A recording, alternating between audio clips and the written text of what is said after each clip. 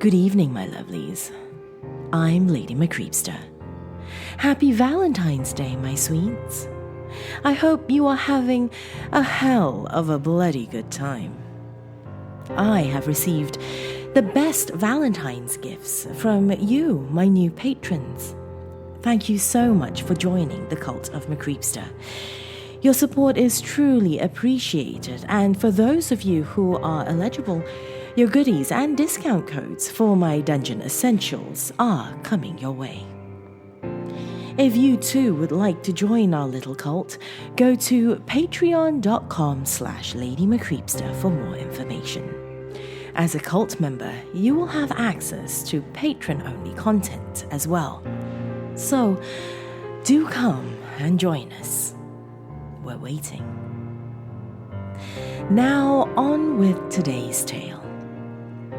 This one is by FliqpyCreep on Creepypasta.wikia, and it is a tale of true unbridled love and passion.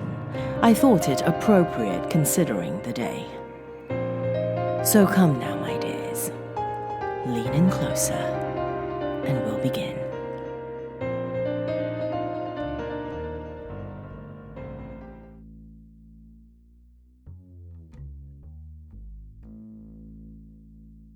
My beloved Caroline, oh how I love you. We crossed paths at the bus stop. I greeted you with an innocent smile, but it seemed that you were ignoring my very existence. I felt disheartened and fragile after that moment. People say I'm a madman, but I feel that no one else should have you except me. That doesn't mean I'm mad, right? So I followed you to your husband's house and made myself at home in the attic of yours. Getting in was easy. Both you and your husband had jobs to go to in the afternoon.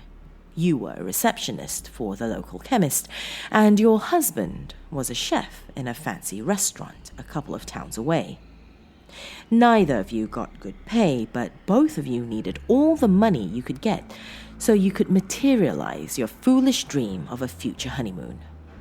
How do I know all this? I've listened to all your feeble arguments and pointless conversations while I was keeping myself occupied by practicing ways I can propose to you, my darling. All the times you swore you heard something, that was me. Waiting, engulfed by the darkness of my surrounding territory, for the day that I end you and your husband's gut-wrenching marriage. I checked my watch. It was 7 a.m. on Valentine's Day. A perfect time to display my undying love for you. I gathered my gifts I collected for you throughout my years of searching for the right person and descended through the loft ladder and proceeded to make sure your husband doesn't interrupt me while I prove to you that my passion for you exceeds the imagination of anyone else in the world. There you were, out in the garden, watering the plants that you had been excessively taking care of.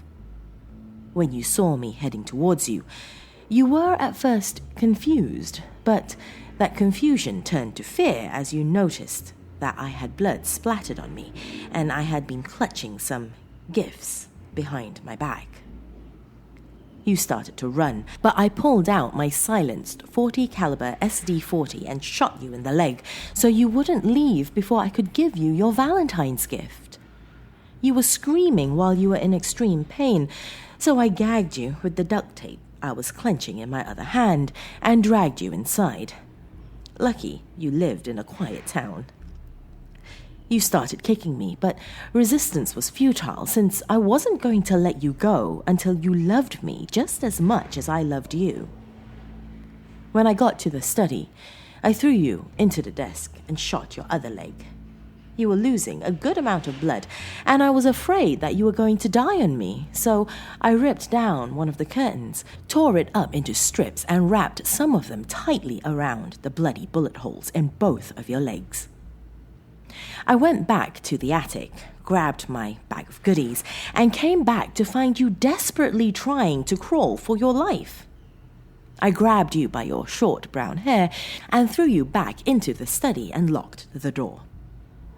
You were bawling your eyes out and trying to scream through the duct tape. I recocked my gun and demanded that you keep quiet or I would shoot you in the throat. That way you'd either die from blood loss, lack of oxygen, or by choking on your own blood. You calmed down a bit, but you were still crying your little heart out. I told you I had a present for you and that it was something you loved. I reached into my dusty, blood-stained bag and pulled something out that caused you to become pale in the face and forget about the gunshots in your legs for a brief moment. It was your husband's heart. The fucker had deserved this cruel fate, and I wanted you to see that I was determined to do absolutely anything for us to become a compassionate and happy couple. After telling you that it was your husband's heart, you started begging for mercy and forgiveness. I couldn't hear you, but nevertheless, I was going to make sure you never ignore me again. I grabbed you by the wrist and twisted your hand with just enough force to make you submissive. I reached into my bag and pulled out one of the engagement rings I had made myself. Although it was a bit small, with a bit of force, it turned out that the ring was a perfect fit and suited your personality perfectly. It almost brings a tear to my eye, but I knew that it brought tears to your eyes since you were flooding the floor with them. I felt privileged that my engagement rings could bring tears of joy to your eyes. Now you're asleep. You look so peaceful when you're sleeping. Now, I'm going to make sure that you will never ignore my existence ever again, and that you remember what I have done for you. After I'm finished, I will have to leave, but I feel that our time together will never be forgotten, no matter how many years pass, by neither me or you. Police log, February 16th, 2012, 3:55 p.m. A couple was found murdered in their own home between 7 a.m. and 9 a.m. on Valentine's Day.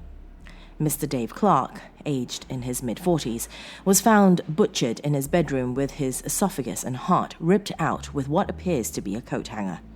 The other victim, Mrs. Caroline Clark, also aged in her mid-40s, was found in the study with duct tape stuck over her mouth and gunshot wounds to both of her legs.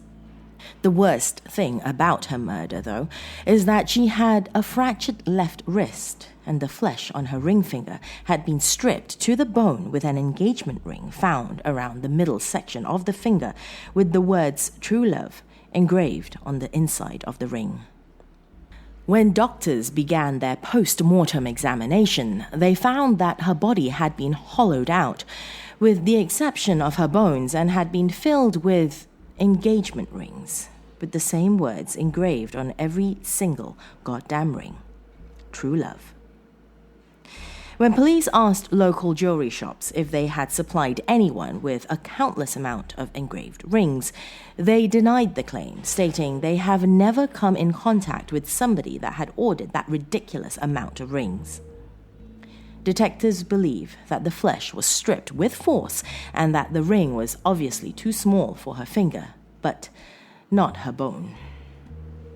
Suspect has been identified as Jonathan Wayham. He has never been taken into custody, and not much information is given about him except that he is Caucasian. He is approximately 6 feet tall and he has extreme separation disorder. Suspect has not been arrested as of today, but search teams have been dispatched so we can find this madman. Also, remember to keep your loved ones by your side. You never know what could happen to them.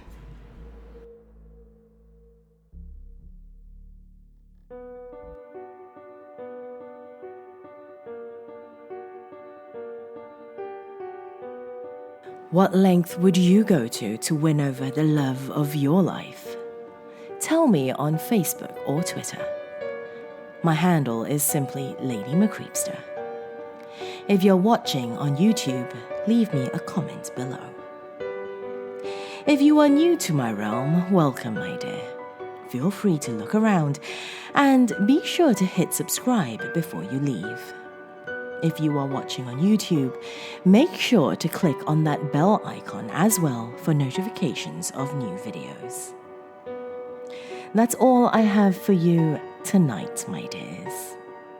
Have a happy Valentine's and sweet dreams.